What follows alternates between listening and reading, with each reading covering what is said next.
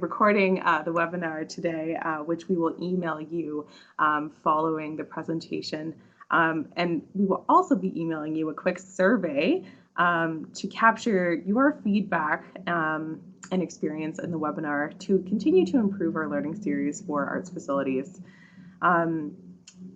Third, you can hear us, but we can't hear you. Your microphones have been disabled for this webinar, but you can use your speakers or headphones to listen in. You can adjust the sound by clicking on the speaker icon at the top of the meeting as well.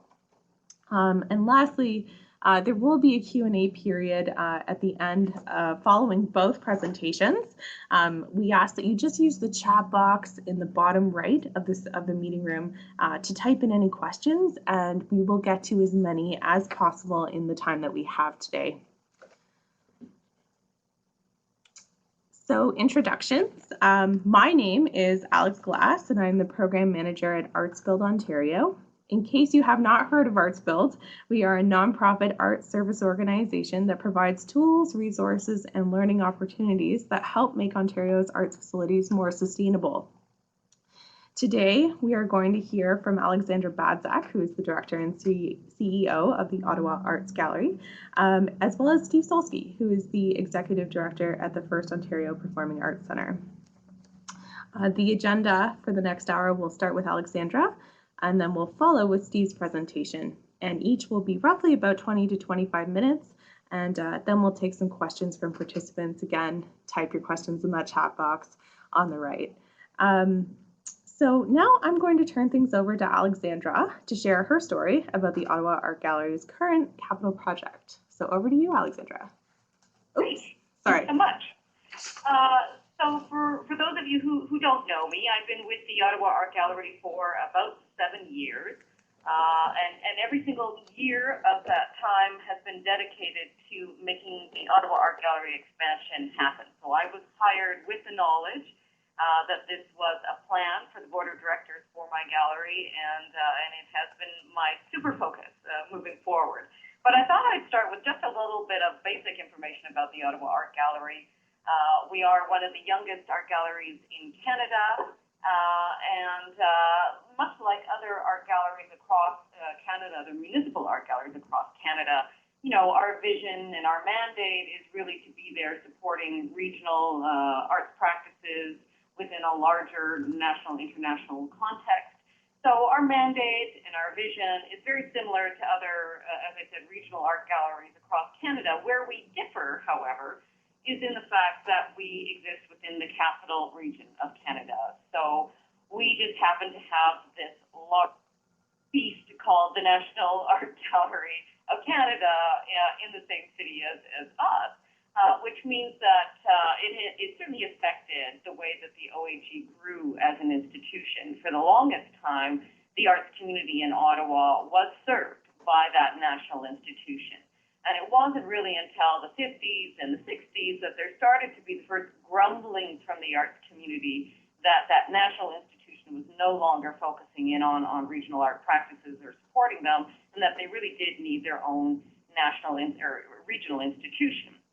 And it was in the 70s and 80s that a true lobbying effort occurred, mostly driven by artists within the community, and then by some key stakeholders and business leaders that led then to the birth of the gallery in 1988. And as I mentioned, one of the youngest art galleries in Canada, really, we were born as an institution at the same time as the height of the birth of the arts-run centers in Canada.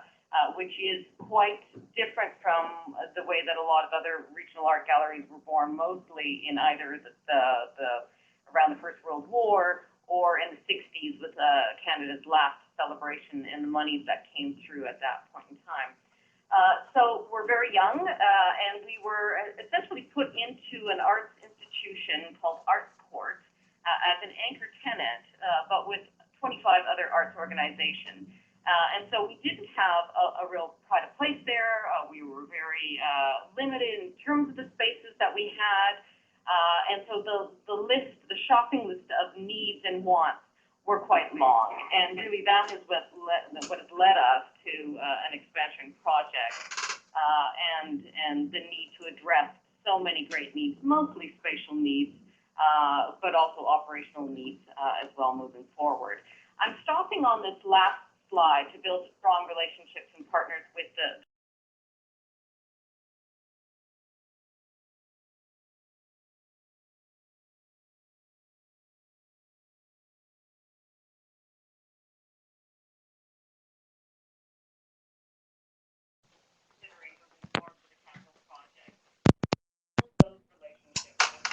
stakeholders. The OAG project is a $4 million project.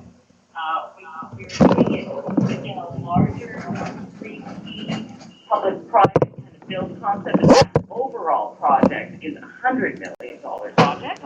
So it's a fairly big project to undertake. Our own capital campaign goal was $3.5 million.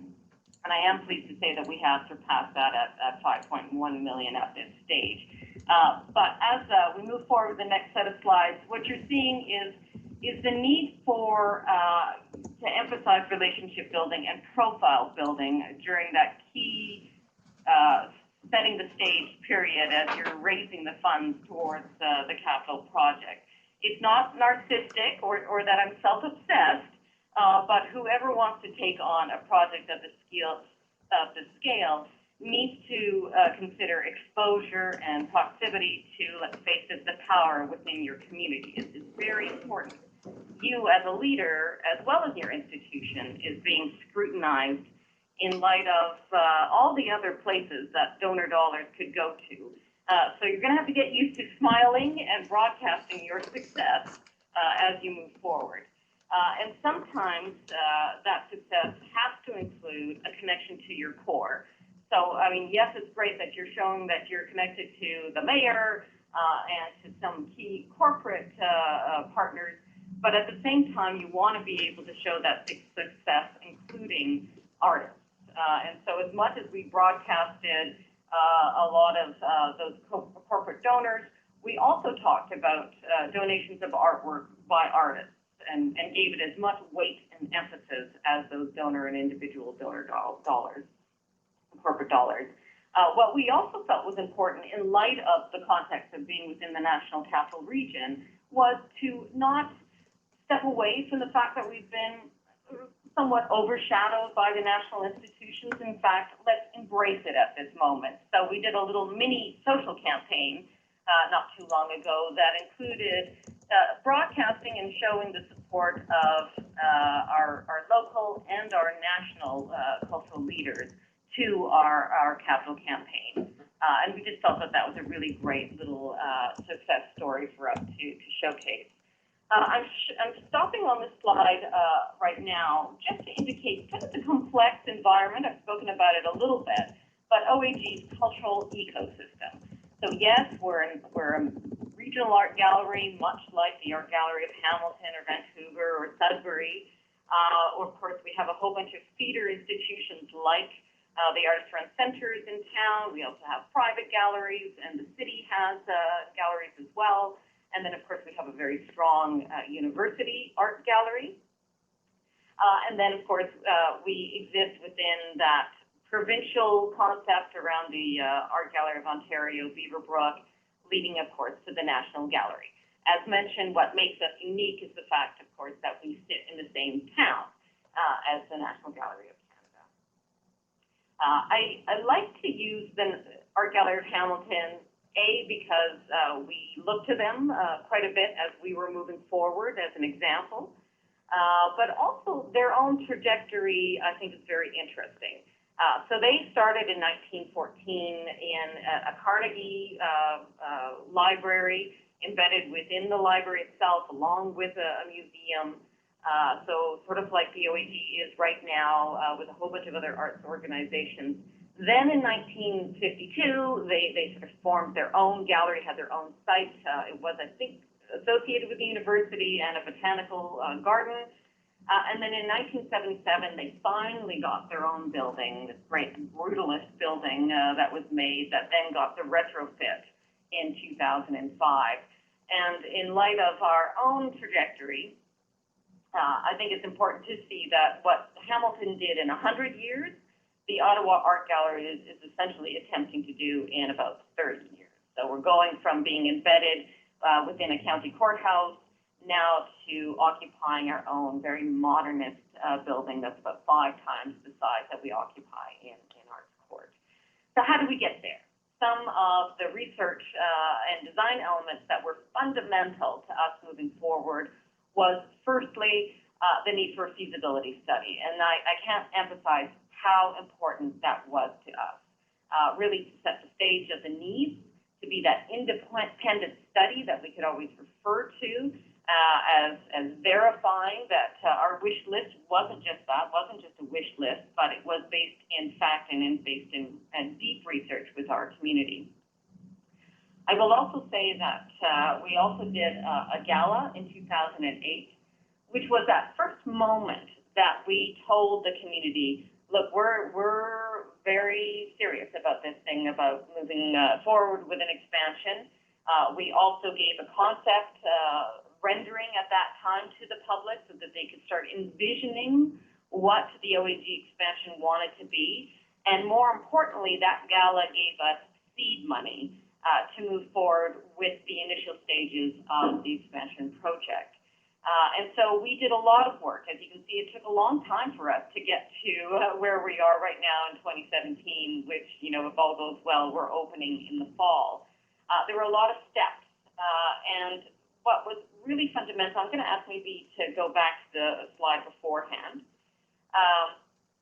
We did a lot of revisioning with our arts community. So through the planning stages, as we were even going through some of the exemplar design, we kept touching base with our arts community just to ensure that a original feasibility study and the spaces and the size of those spaces that we were told that we needed still rang true to our arts community. And so you see OEG revision part 1 and part 2, those are really, truly very important elements to ensure that our greatest stakeholder, which is of course the artists of our community, really bought into the concept of moving forward. And all of those key documents really fed into the OEG's vision and strategic priorities, the functional plan, exemplar design for the OEG expansion, and fundamental was the business plan moving forward. So as you can see, the timeline, we started in 2004, and so it's taken more than a decade to get there. I'm not going to say that that's the case for everybody, but certainly for the OAG moving forward, all of that time was very much needed in order to build a case for support, to build a business plan, and then to build the community support to move forward with the expansion.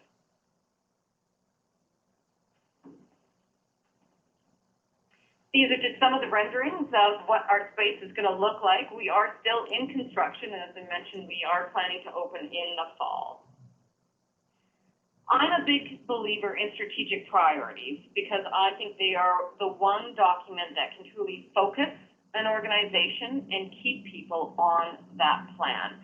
I think when you're an arts leader, you can get pulled in any number of different directions that can come externally from the organization as well as internally from staff and from board.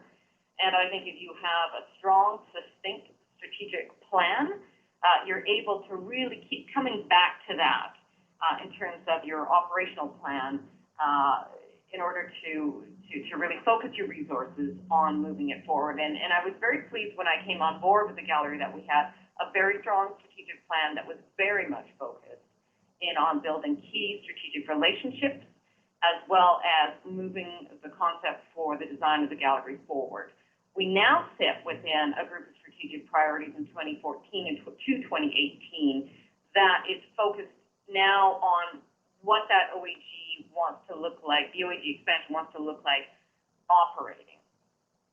And so I want to focus in on that aspect of shepherding the design and construction of the new building as a visual arts and cultural anchor of Ottawa's urban renewal, so number 2 of the strategic priorities, because that's very much part of the whole mix. The OAG isn't just a monolithic arts organization sitting on its own, it's part of the big urban renewal mix.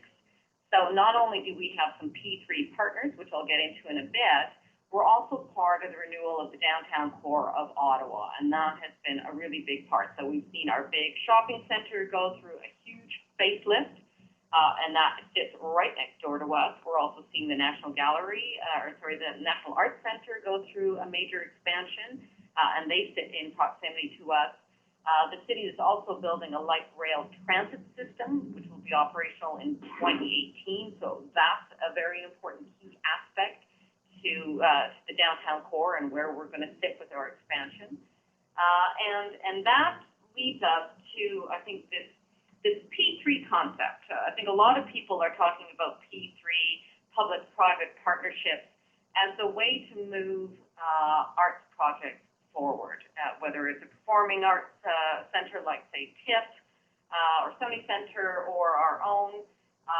The idea of bringing in our case, a hotel and a condo as part of the mix, as part of the financial model, to help us build the Ottawa Art Gallery was really the only way it was going to happen. The city of Ottawa was, of course, a champion. The mayor was a key champion of us expanding. It was an election promise of the mayor, but it was quite clear to us very early on that it wasn't going to be done in isolation. And so it was going to have to be part of this larger urban concept. So there are a lot of players that are part of the OAG expansion and Arts Court redevelopment project. So where we sit currently in the old Arts Court, which is a county courthouse building, if nobody's been to Ottawa, we're going to be hooking into that old building on 4 different levels with this new build. And it's not only going to include a new home for the Ottawa Art Gallery, again, 5 times the size that we currently are. It's also going to include a black box theater and some classrooms for the University of Ottawa's theater department, and a hotel, the Le Germain Hotel, and art house condos. So again, during this period of time, and anybody who wants to enter into a P3 concept, understand that you're going to have a lot of relationship building that you have to do. So you're going to at times want to really leverage those other partners, like you're seeing here, and at other times you're really just going to have to stand out as a leader and as an anchor within that P3 concept. So it's always a balance of how much you want to be part of the mix, and sometimes when you have to really emphasize yourself and the power of your own institution. And I want to speak a little bit, now that I've got about 5 minutes time, about risk management.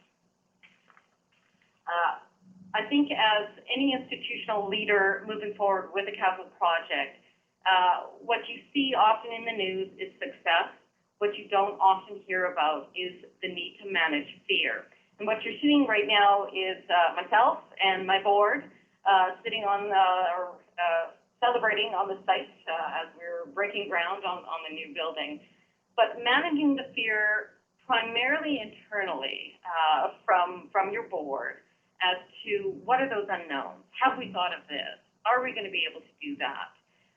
Was a big part of the planning process, and it took a lot of my energy in the first, I would say, couple of years of us planning this. And so what I recognized early on was the need to manage that fear, and I did so in a couple of ways. We restructured the board governance so that it could be nimble and responsive, but also have the oversight that the board really needed.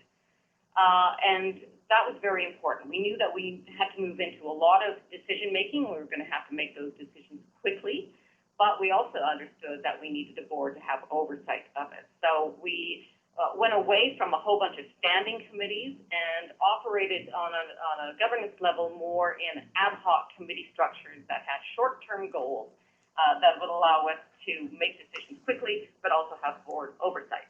I will also say that we moved into a lot of cash flow projections. So not only are you focusing in on the building of the building, you're also building an institution, which means that you have to, as much as you're focused in on the details of the building construction, have to focus in on what does that operational model look like moving forward, and can you sustain it? So we spent a lot of time with the board on talking about incremental growth. This idea that the board of directors of the OAG was very comfortable with us managing a budget of about $1.3 million. And so we used that as a baseline and then took them through a lot of thinking around how we were incrementally growing both revenue and expenditures beyond that $1.3 million, and strategically broke it up so that they could see how we're achieving that incremental growth. And I would say, both as a staff and a board, this was a really great way of approaching what can be a very scary situation of the amount that you need to grow the organization so that it is operational and sustainable in a building that's 5 times the size of what you're operating in right now. And so that was a really key exercise, and one that I would certainly encourage anyone who's thinking of moving forward with a capital project to go through. We are in the year of opening, as I mentioned. We're months away from a grand opening in the fall. And so right at this moment of our growth, we are super focused on utilizing critical path methodology to track all staff activities so that we're super focused on that inaugural opening and getting everything done.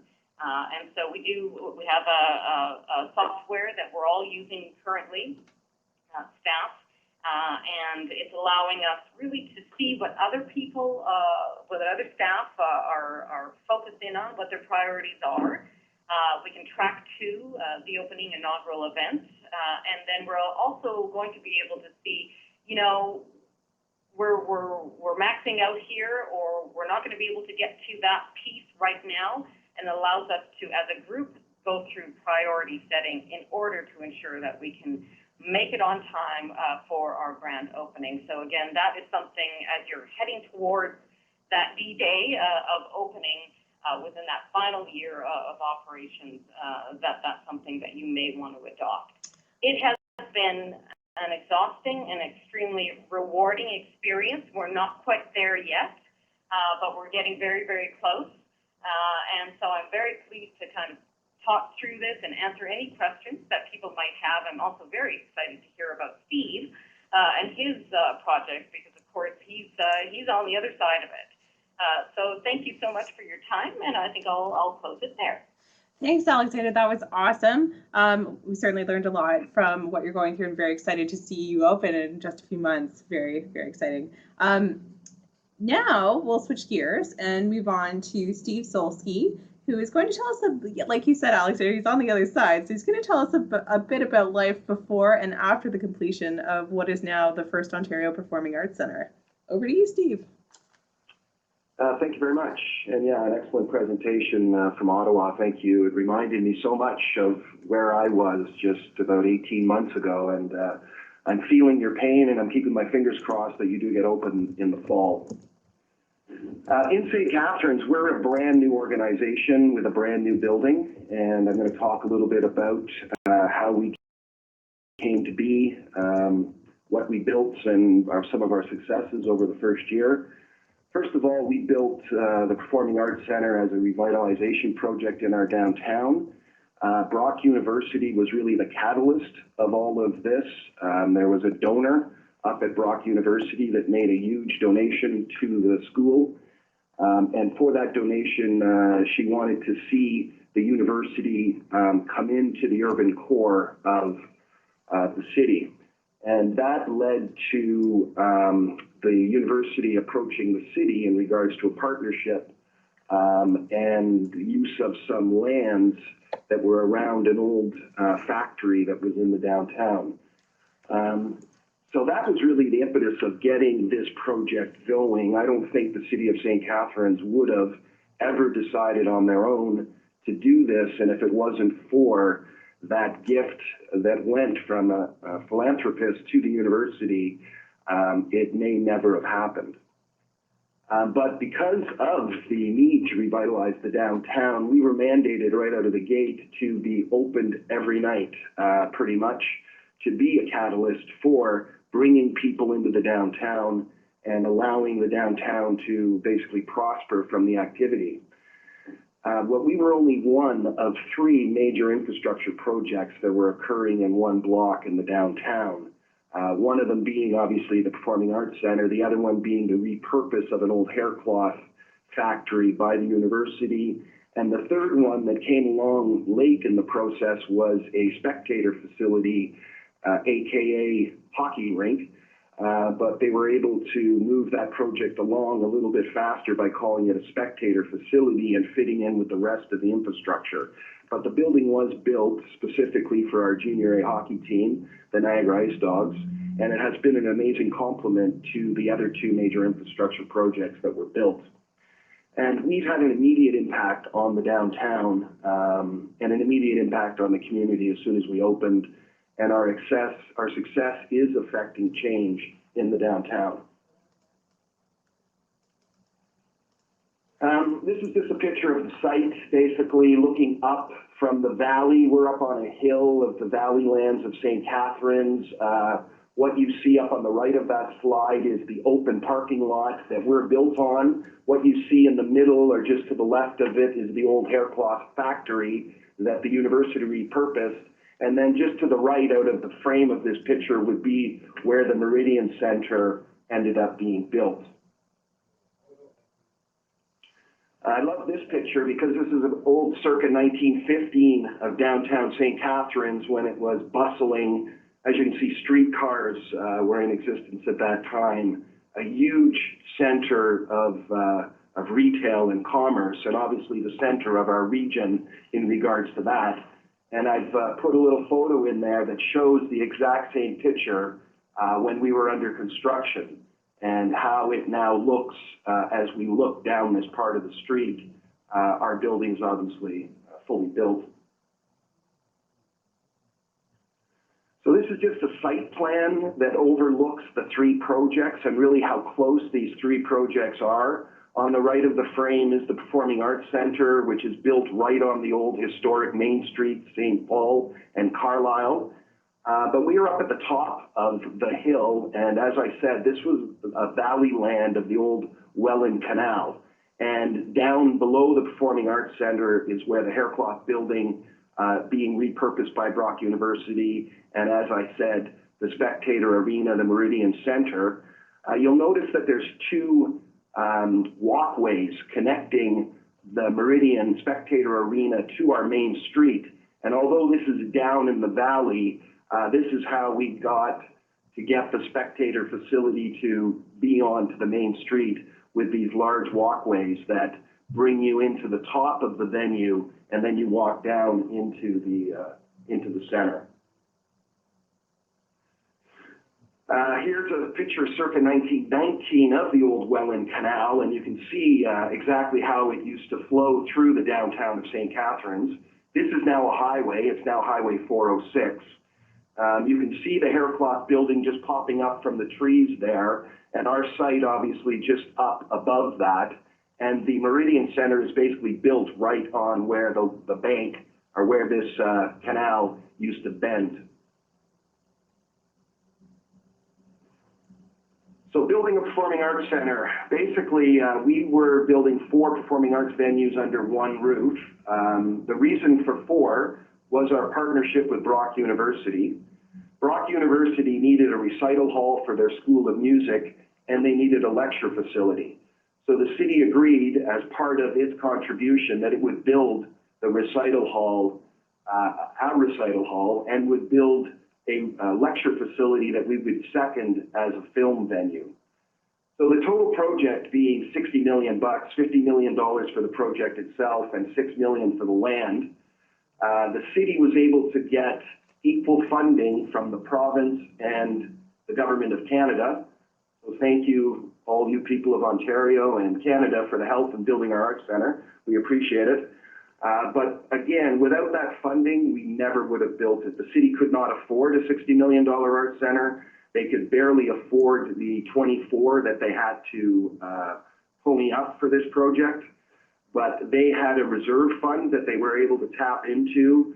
Plus, we had a fundraising drive, which I'll talk a little bit more about, to make up the city's portion. And then the province, that was the biggest gift they've ever given.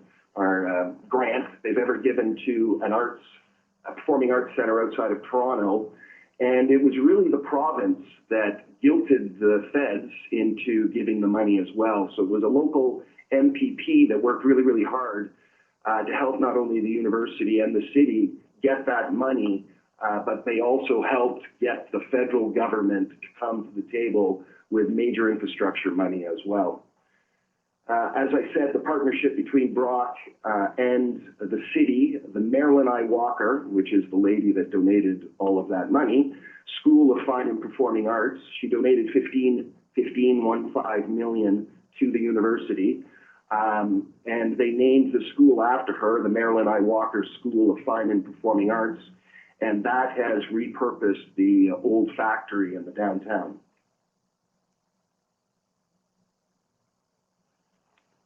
So our 4 facilities, we have a main concert hall that is 382 seats and obviously is the main economic engine of the facility. We also have a 200-seat black box called Robertson Theatre, our 304-seat Recital Hall, Karen's Recital Hall, and a 199-seat Filmhouse or lecture facility for Brock. And we're showing the venues in various states. Obviously, the one down in the lower part there is Cartridge, up to the Filmhouse, which is obvious, says Filmhouse. The slide in the middle is our black box, and our black box has a fully glazed window, which I'll show a little bit more, and then Karen's Recital Hall in use as well. This is the projects in block diagram and how we sit on the main street, St. Paul. It is a curved main street, one of the only curved main streets in Ontario. It's curved because it follows the old Indian trails that used to follow the old canal. So a lot of roads in St. Catharines, for anybody that's been here, do not line up. There's no east, west, north, south grid. Everything is curved and comes together, and they're all has to do on how the canal used to flow through the city and how the roads would basically come off of the canal and not necessarily in a grid pattern. But we have fulfilled this huge block. There used to be 4 businesses up on St. Paul that the city expropriated. The city also expropriated the haircloth building and sold the haircloth building to the university for $1. The university then put $45 million into the haircloth to repurpose the haircloth building, and for our capital building of the Recital Hall and building of their lecture facility, we carried that cost in our project, but we get an annual contribution from the university of $750,000 indexed at inflation for 10 years to offset that capital. So as opposed to the university paying the capital, the city paid the capital in exchange for this annual contribution.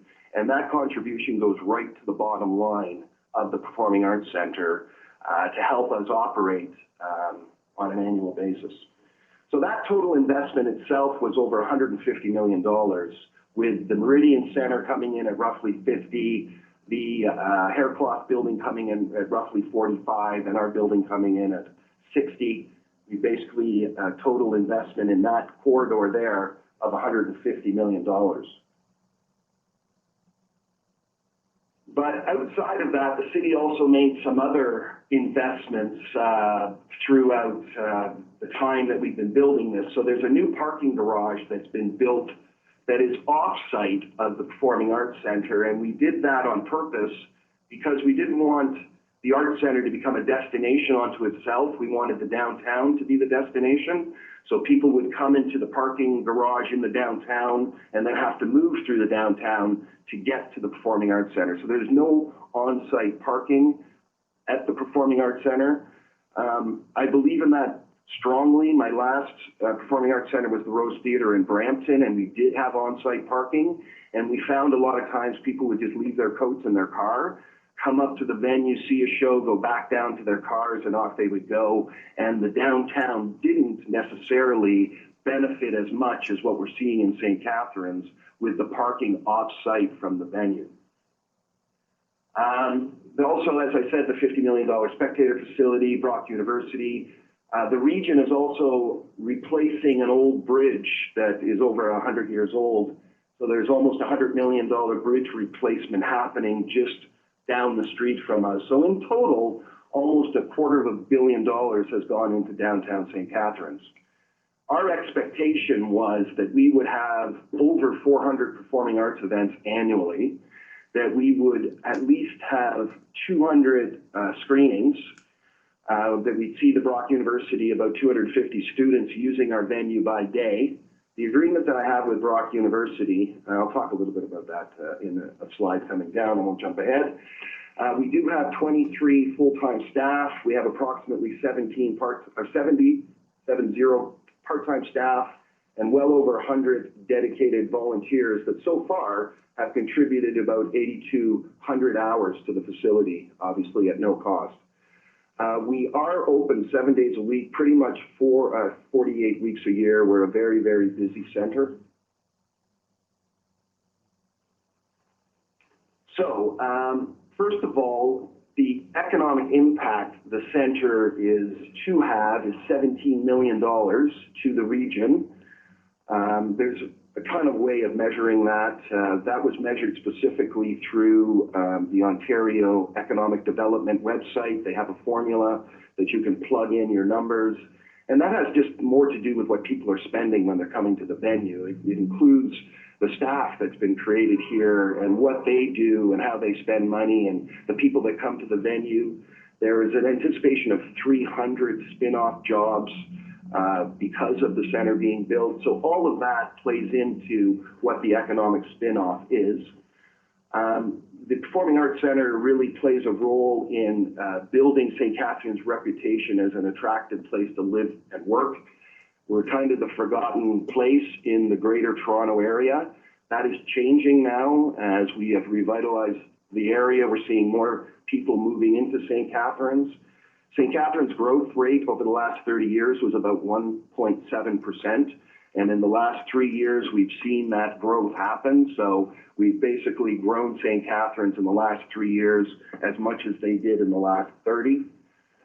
We are a catalyst for economic development, and we've already seen a number of high-rise condos being developed.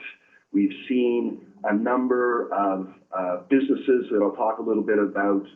And we do believe it's because of, part of what we're adding to the downtown as we continue to bring world-class performers, as we continue to engage with our community. So similarly, and I thought this was an interesting slide compared to Ottawa's slide, because these projects don't happen overnight. They take a long time. My experience prior as well was a 10-year conversation from the time the community got serious about building the facility and by the time it opened. And as you can see, we pretty much met the 10 years from the time the feasibility study was begun in 2006, which led to a downtown creative cluster master plan in 2008. Actually, without that creative cluster master plan, we could not have received money from Infrastructure Canada, so that was a requirement to be able to get the funding approval from the 3 levels of government, which happened in 2009.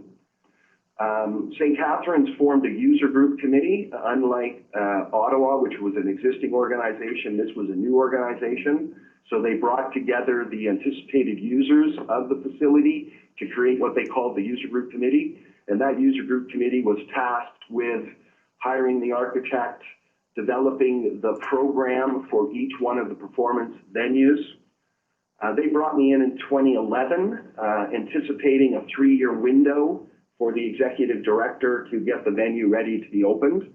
Speaking of critical paths, we had a very detailed critical path for those 3 years to get us to opening, but we ran into a tender issue where our first tender went out and came back $10 million over our $45 million construction budget. Therefore, we didn't have $10 million. We re-tendered. That delayed the project by 1 year. And we were supposed to be open in September 2015, but by the grace of a lot of hard work and me pushing like crazy, We were able to get the venue opened in November 2015, but frankly, we're still not finished. The venue, we're still working through deficiencies. The contractor is still here. We probably shouldn't have opened until the fall of 2016, but I could not allow the venue to be delayed another year for the community. It just would have, and the community groups that had all lined up and were just on tender hooks waiting for this place to be opened.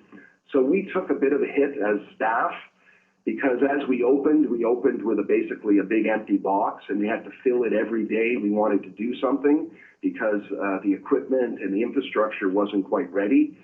So it took a lot of energy from our staff. Frankly, you know, we came close to burning out, but we didn't. And really, it was perseverance with the construction team. If I would have backed off one bit and said, okay, we'll open in January, or we'll open in February, or we'll open in March, I felt that it would just been a continuous cycle of waiting and waiting and waiting. So we opened November to the detriment, like I say, to staff, because we wore a lot of those issues.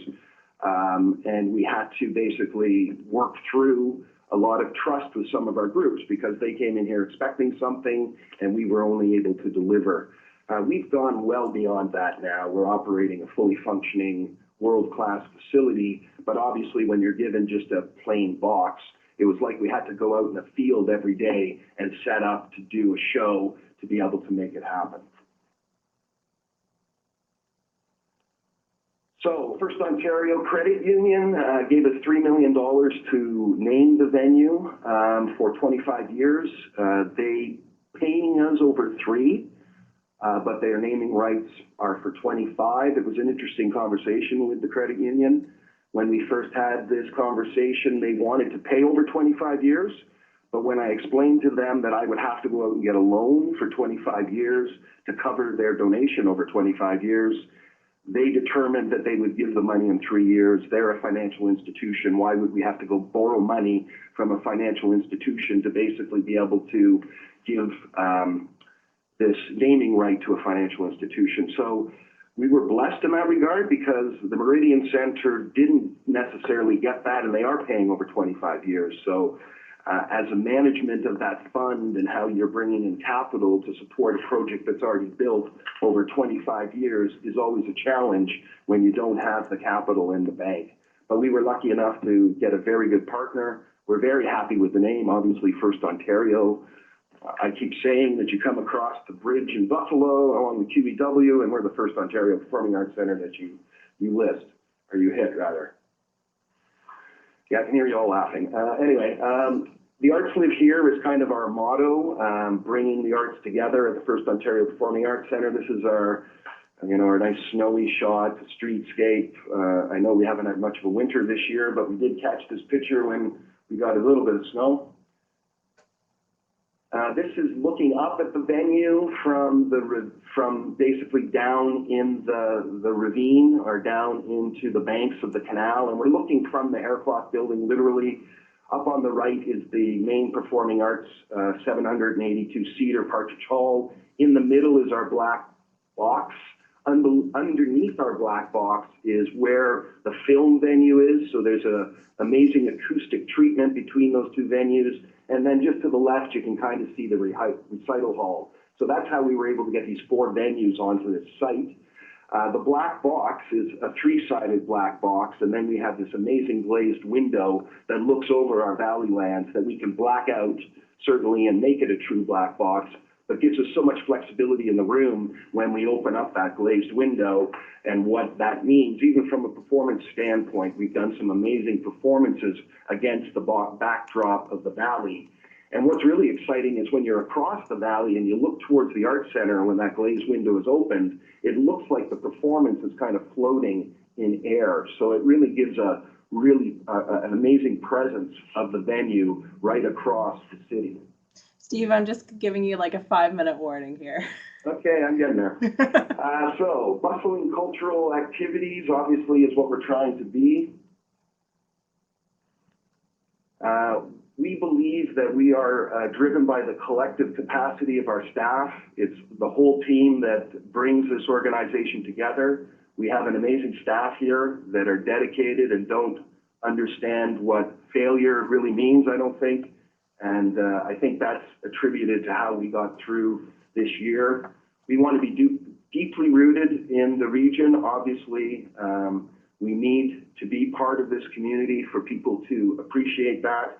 And certainly some of the things we offer through Hot Ticket and our film programming, we're trying to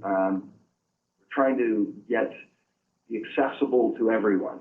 We offer an impact series, which is educational based, which we're trying to get every student in Niagara out to our impact educational series over the next 5 years.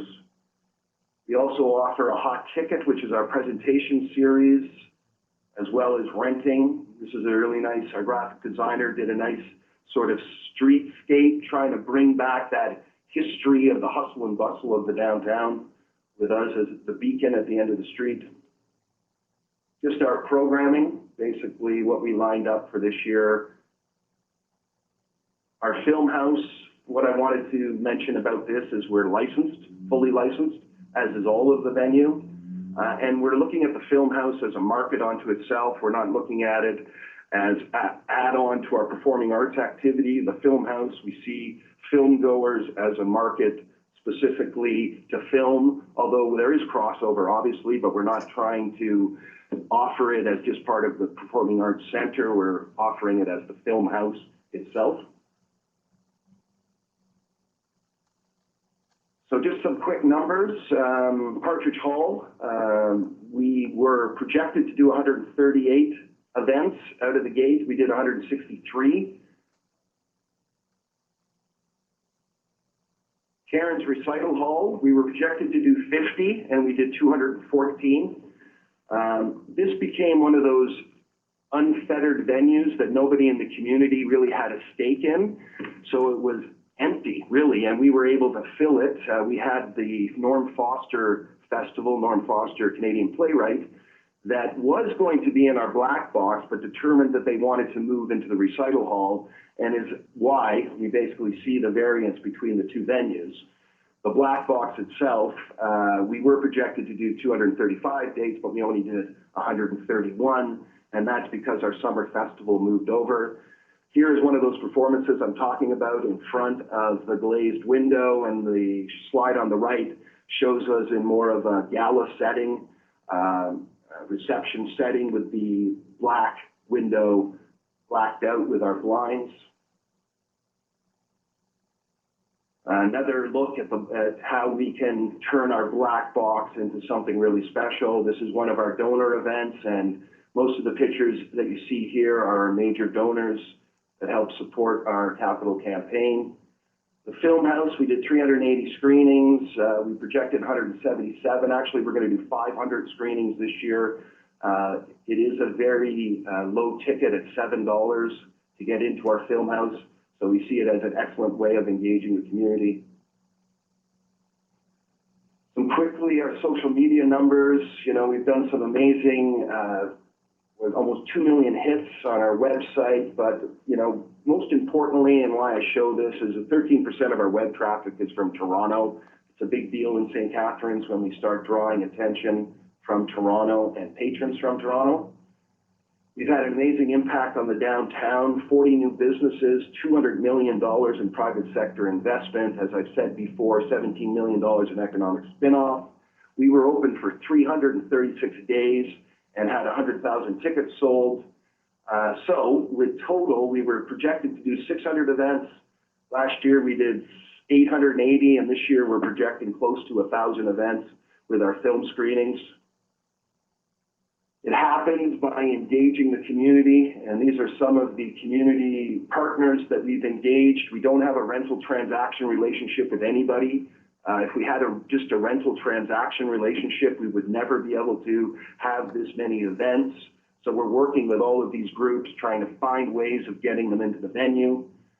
This is interesting because this is the Niagara region, and our ticket accounts, sorry about the tone there, but what this shows, and what I'm trying to show here, is not only have we got St. Catharines completely saturated, so we're drawing from every corner of our community, from every demographic.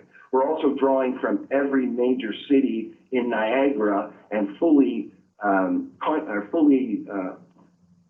penetrating those areas as well. And if I could pull this out, you'd see we go right around the Golden Horseshoe, right over into Ajax, through Toronto, as well as what we're pulling into St. Catharines. Just on this slide, what I wanted to note is that part of our capital investment fund, we collect $3 per ticket. $1 goes into invest in the cultural capital of our community. So we're giving $1 over to their SCIP fund, St. Catharines Invest in Culture. So we're helping seed a fund for our local groups to use. We set out to raise $5 million and we were able to raise $7.5 million. It was a very successful campaign for us. When I first started, the fundraising goal was $3 million. We moved it to $5 million. We were able to raise $7.5. We will use the excess funds to set up a sustainability reserve so that any time that we might find ourselves in a situation where we can't quite meet our budget, we will have the sustainability reserve to draw from. We will also have it for risk programming, and we anticipate we'll have about $1.5 million once we get the project finished. We haven't finished the project yet. We haven't spent all the money, so we're just waiting for all that to come together. Great opening we had. There's me on the left of the screen with my hand in the air. We did a mass cutting of the ribbon. Everybody in the house had a pair of scissors.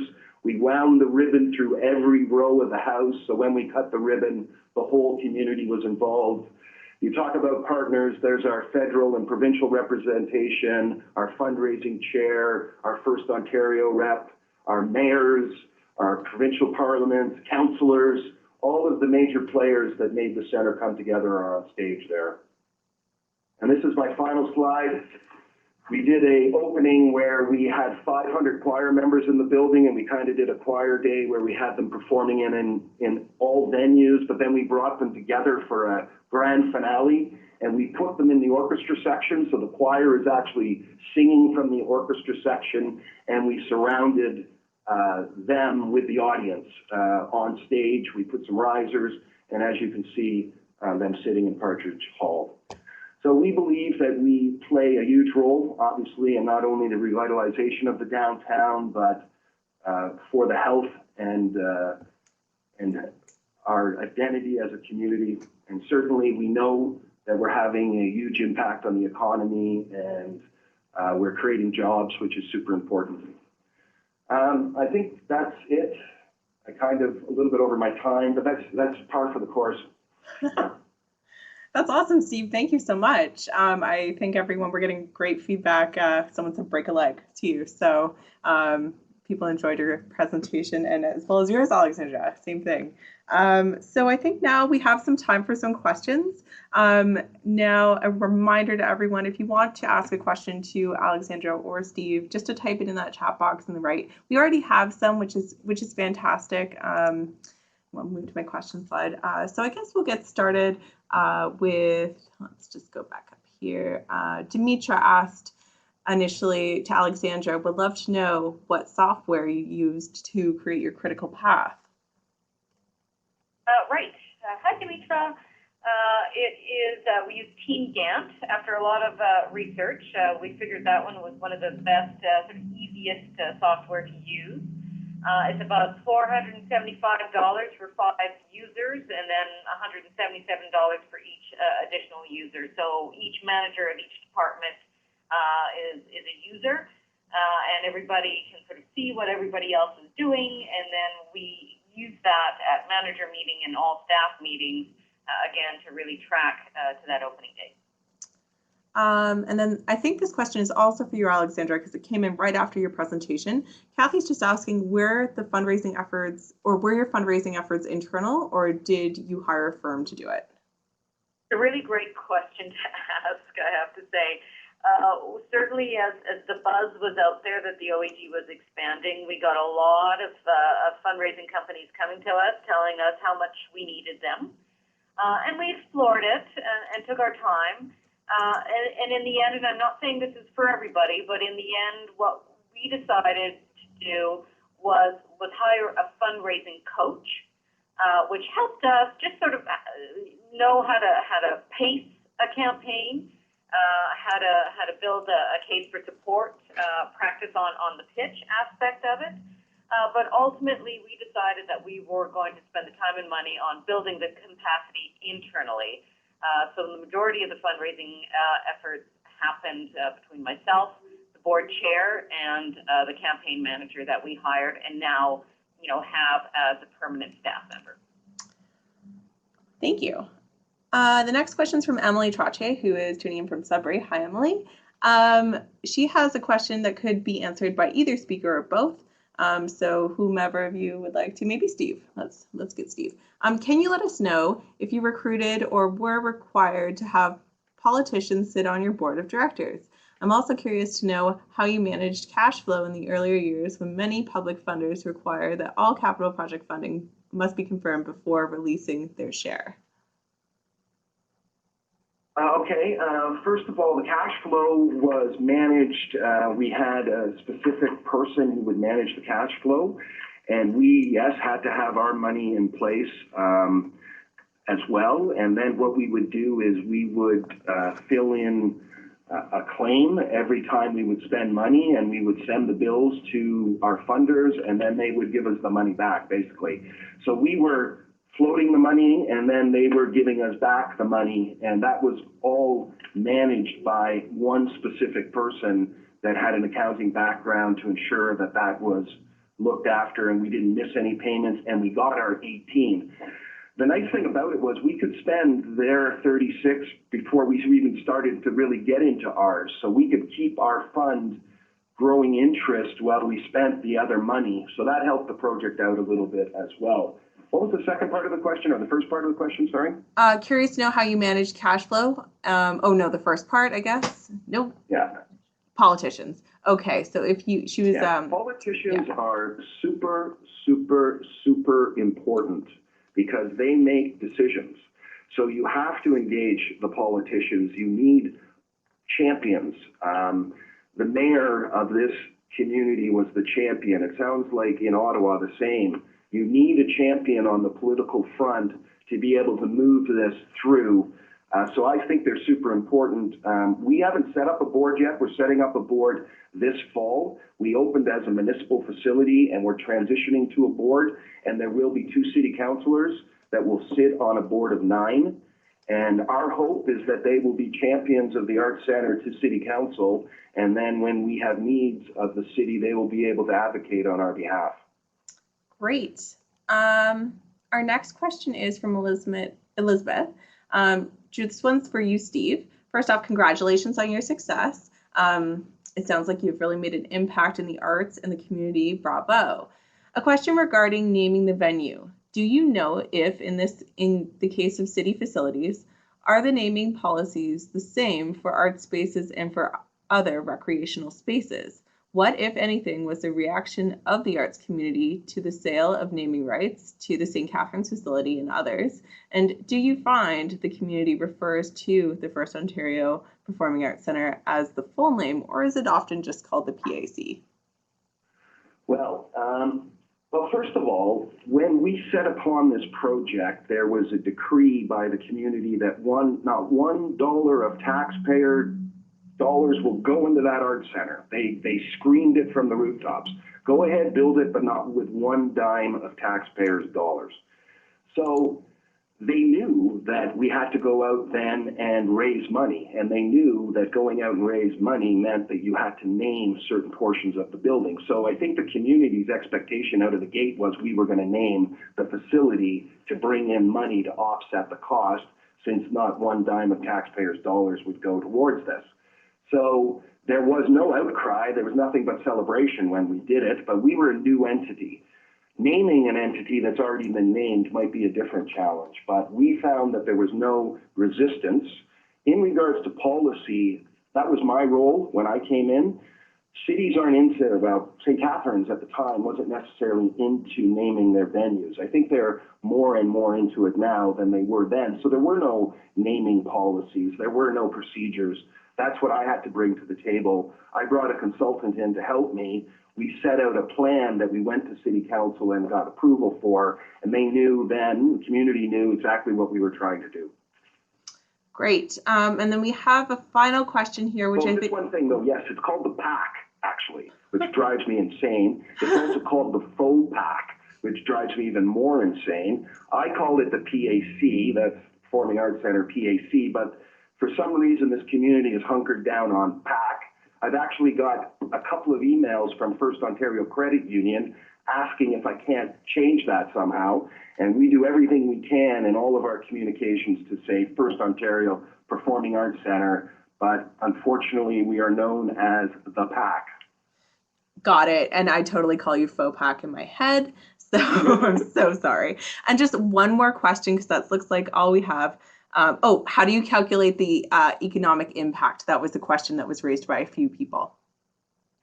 So the Economic Development of Ontario website, if you go in there and search calculating economic impact, there should be a calculator that comes out, and it asks you a lot of questions that you have to know from expense and revenue side so that that program can calculate your impact.